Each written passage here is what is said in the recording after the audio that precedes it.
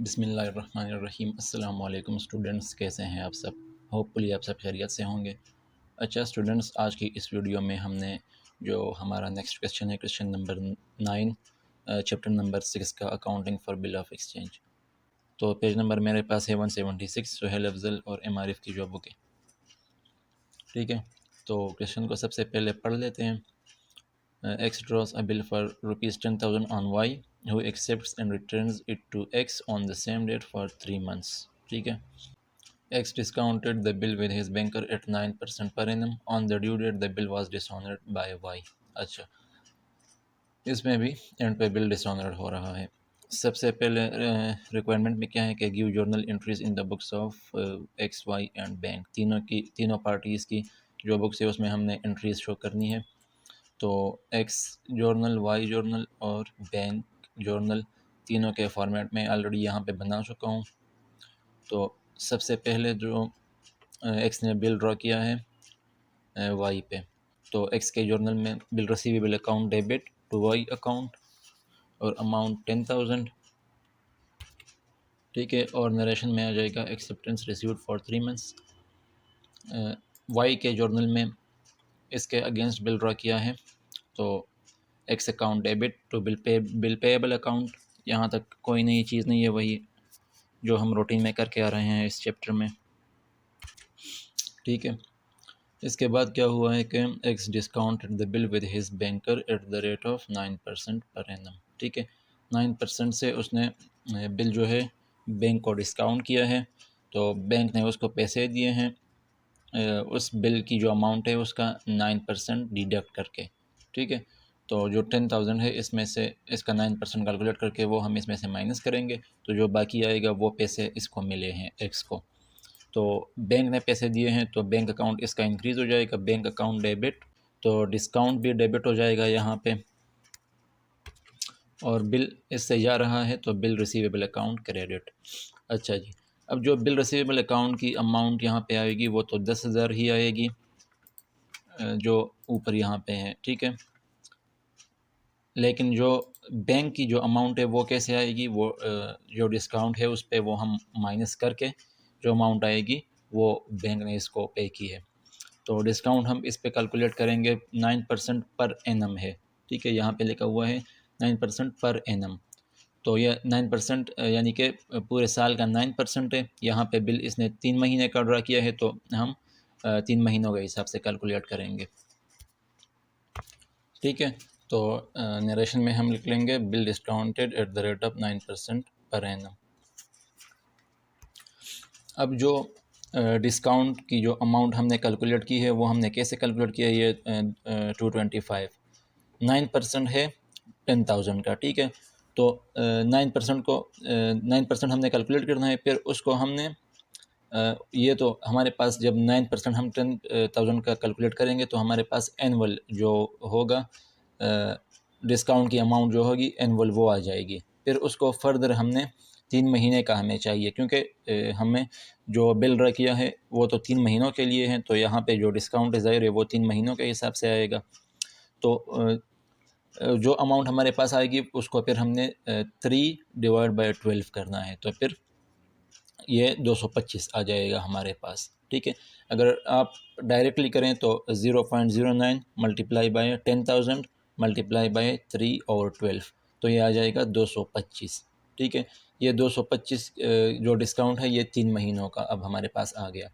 तो ये डिस्काउंट इसके लिए एक्सपेंस है एक्स के लिए, और जो बाकी अमाउंट है 9,775 ये इसको पैसे मिल जाएंगे, इसके अकाउंट में आ जाएंगे बैंक की तरफ से, जिस बैंक को इसने बिल डिस्काउंट किया है। ठीक है, तो bank account debit, discount account debit और बिल रिसीवेबल अकाउंट क्रेडिट। ठीक है, अब इस एंट्री का तो वाई के साथ कोई ताल्लुक़ नहीं है, तो वाई की बुक में हम इस एंट्री को नहीं करेंगे। जो बैंक जर्नल है उसमें ये एंट्री होगी, तो बैंक के पास बिल आ रहा है तो बिल रिसीवेबल अकाउंट डेबिट हो जाएगा टोटल अमाउंट से 10,000 से। ठीक है, और एक्स अकाउंट क्रेडिट हो जाएगा क्योंकि एक्स ने इसको बिल दिया है, और जितनी पेमेंट उसने की है एक्स को बैंक ने, तो उस अमाउंट से एक्स का अकाउंट क्रेडिट हो जाएगा। और तीसरी चीज़, डिस्काउंट भी क्रेडिट हो जाएगा। क्योंकि डिस्काउंट बैंक के लिए यहाँ पे रेवेन्यू है, तो इसलिए ये इसको क्रेडिट साइड पे शो करेगा बैंक। अच्छा, नेक्स्ट आगे देखते हैं क्वेश्चन को। On the due date the bill was dishonoured by Y. जब ड्यू डेट आ गया तो वाई ने पेमेंट नहीं की, बिल डिसऑनर्ड हो गया।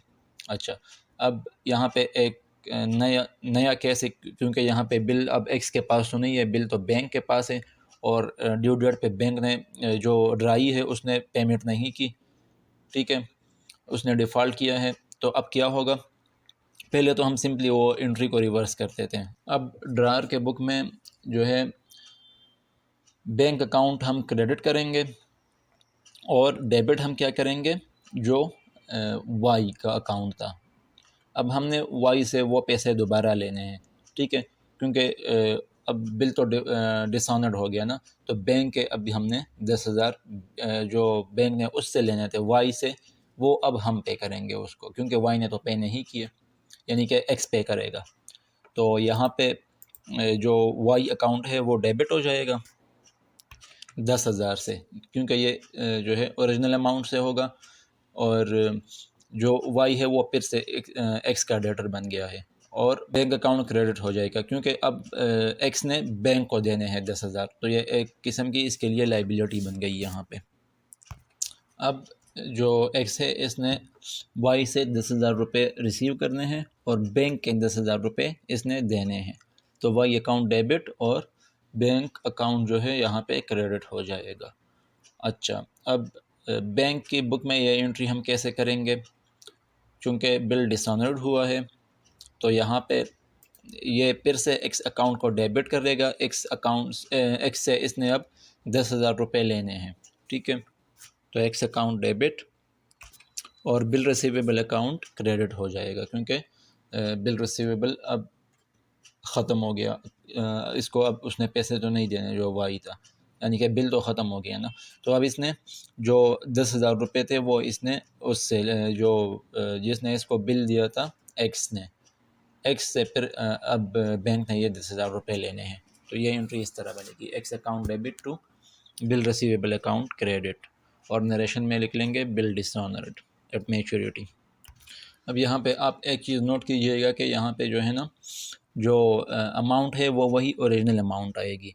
जब बिल डिसऑनर्ड होगा तो बैंक के जर्नल में अब चूँकि ज़ाहिर है जो पहले हमने बिल रिसीवेबल यहाँ पे रिकॉर्ड किया था तो 10,000 से ही रिकॉर्ड किया था ना, तो जब यह क्रेडिट होगा तो 10,000 से ही होगा, तो एक्स से फिर अब बैंक ने 10,000 ही रिसीव करने हैं। ये नहीं होगा कि उसने डिस्काउंट चार्ज किया था तो वो माइनस यानी कि जितने बैंक ने दिए थे वही वापस रिसीव करेंगे, तो इसलिए यहाँ पे हमने उस ओरिजिनल अमाउंट से उस एंट्री को रिवर्स किया। अच्छा जी, अब जो वाई है इसकी बुक में हम एंट्री क्या करेंगे, तो वाई की बुक में उसी तरह रूटीन में जिस तरह हम पहले करते थे, जब बिल डिसऑनर्ड होता था तो पहली वाली एंट्री को हम रिवर्स करते थे, तो यहाँ पे अभी भी हम उसी तरह बिल पेएबल अकाउंट को डेबिट कर लेंगे और एक्स अकाउंट क्रेडिट, और वही सेम अमाउंट, तो bill payable account debit to X account credit.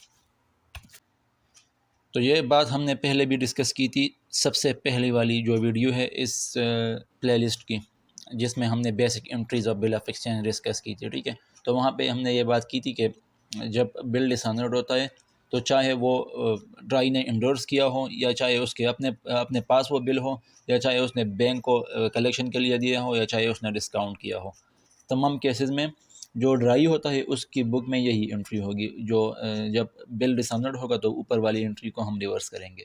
यहाँ पे सिर्फ एक चीज़ नई आएगी कि अगर नोटिंग चार्जेस है तो नोटिंग चार्जेस इसकी बुक में डेबिट होंगे जो ड्राई है। इससे पहले वाला जो क्वेश्चन है उसमें नोटिंग चार्जेस आए थे, तो उसको आप देख लें, ठीक है। तो इसके साथ ही ये क्वेश्चन हमारा कंप्लीट हो गया है।